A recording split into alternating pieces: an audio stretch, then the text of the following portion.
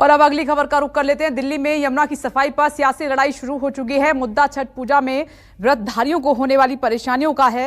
ये तस्वीरें आपके सामने। दरअसल बिहार का सबसे पावन पर्व छठ शुरू हो चुका है और आज नहाए खाए है। ऐसे में व्रतधारी महिलाएं यमुना में आस्था की डुबकी लगा रही हैं और यमुना का पानी इस समय जहरीला हो चुका है। उसमें अमोनिया का लेवल खतरनाक स्तर पर पहुंच चुका है। बीजेपी यमुना की गंदगी को लेकर आम आदमी पार्टी सरकार को कटघरे में खड़ा कर रही है, तो आम आदमी पार्टी यमुना की गंदगी के लिए हरियाणा और यूपी सरकार पर सवालों की बौछार कर रही है।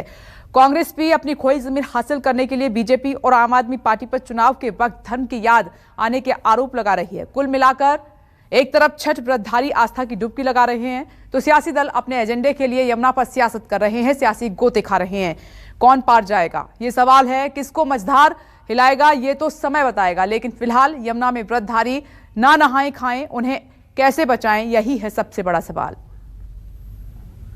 दिनों दिल्ली वासियों को दोहरी मार का सामना करना पड़ रहा है। एक तरफ हवा में जहरीली हवा लगातार लोगों को परेशान कर रही है, तो वहीं पानी जो है वो पूरी तरह से जहरीला हो चुका है। इस वक्त हम मौजूद हैं कालिंदी कुंज घाट के ठीक ऊपर। ये है यमुना नदी और यमुना नदी में आप देख सकते हैं किस तरह से जो अलग अलग प्रकार के खतरनाक रासायनिक पदार्थ हैं वो पूरी तरह से आपको नज़र आ जाएंगे इस यमुना नदी में। और यहाँ पर उस रासायनिक पदार्थ की वजह से पूरी तरह से ये नदी में सफ़ेद रंग का पूरा झाग जो है बहता हुआ नज़र आ जाएगा। लगातार प्रशासन चिंतित है और सवाल जवाब का सिलसिला भी जारी है। वहीं एयर क्वालिटी इंडेक्स की बात की जाए तो बहुत ही बुरी स्थिति में है एयर क्वालिटी इंडेक्स, और दिल्ली की बात की जाए तो 400 है। ऐसे में ये सामने की बिल्डिंग की तस्वीर आप देख सकते हैं। महज ये 500 मीटर की दूरी पर ये बिल्डिंग है और यहाँ पर ये बिल्डिंग पूरी तरह से आप खुली आंखों से नहीं देख पाएंगे।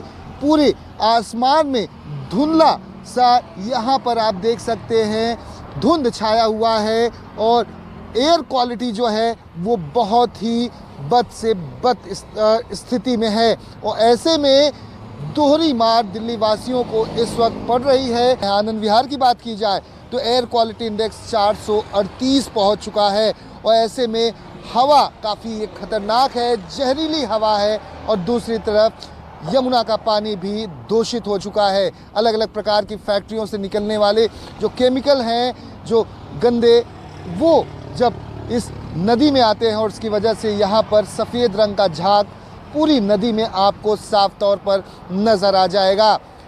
कैमरामैन उमेश के साथ दीपक दुबे, न्यूज़ 24 दिल्ली। यमुना के घाट पर हूँ इस वक्त और मैं सीधी आपको तस्वीर दिखाती हूँ कि छठ महापर्व का आज दूसरा दिन है, खरना का दिन है।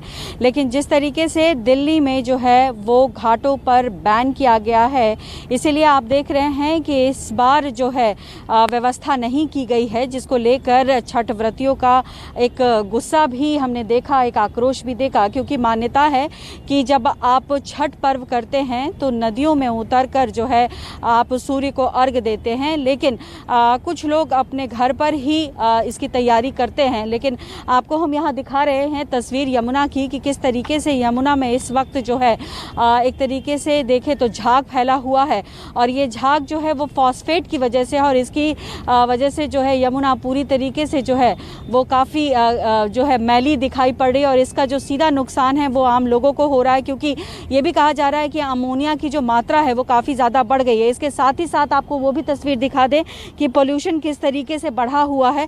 अभी आपको हम दिखा रहे तस्वीर, देखिए धुंधली तस्वीर आपको नज़र आएगी।